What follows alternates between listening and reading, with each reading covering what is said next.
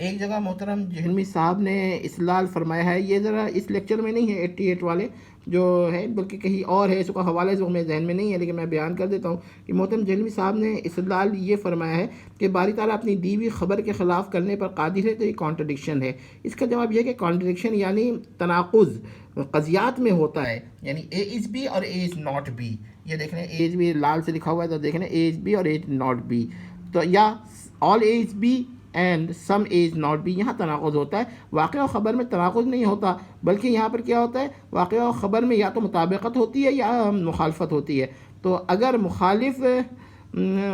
واقعہ جو ہے خبر کے مطابق ہے تو خبر صادق ہے، اور اگر واقعہ خبر کے مخالف ہے تو خبر کاذب ہے، خواہ واقعہ جو ہو وہ خبر سے زمانی اعتبار سے مقدم ہو یا مؤخر ہو، یا نہ مقدم ہو نہ مؤخر۔ تو واقعہ خلاف خبر سے کذب لازم آتا ہے، امکان واقعہ خلاف خبر سے کذب لازم نہیں آتا۔ محترم جہلمی جو ہے نا وہ اصطلاحات کو بھی تبدیل کر دیتے ہیں، بھئی ہماری سمجھ میں نہیں آتا کہ کس طرح وہ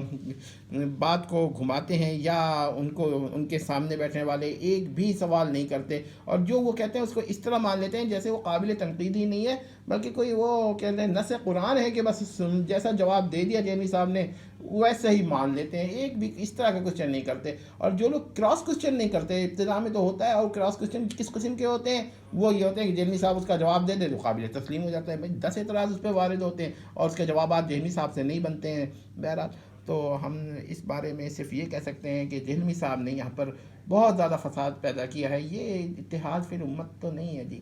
کیا جہلمی صاحب کیوں مسلمانوں کو کافر اس طرح بناتے ہیں، اتنا کہنے پر کہ وہ کہتا ہے کہ کافر کو جنت میں اللہ داخل کرنے پہ قادر ہے، تو وہ آپ کہتے ہیں کہ بذات خود کفر ہے۔ بھائی جواب میں تو وہ بھی یہ کہہ سکتے ہیں۔ اچھا بھی یہاں پر پھر میں ایک بات بتا دوں کہ ساری بحث جو ہے نا ہم نے امکان کذب پر نہیں کی ہے، بلکہ ایسے ممکنات عقلیہ پہ کی ہے جسے کذب لازم آتا ہے۔ تو اس مسئلے کو یہاں نہ اٹھائیں، کیونکہ اگر کسی ممکن عقلی سے کذب لازم آتا ہے تو وہ محال وقوعی ہو جائے گا، خواہ کذب کو محال عقلی ہی مانا جائے۔ تو میں نے اس مسئلے پہ ایسی بات نہیں کہی کہ آپ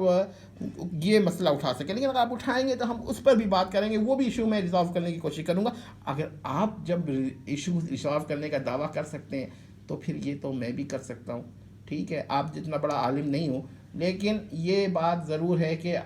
آپ کے اندر غلطیاں ہیں، یہ بات آپ مان لیں۔ چاہے یہ، اور ایک کسی دانا کا قول ہے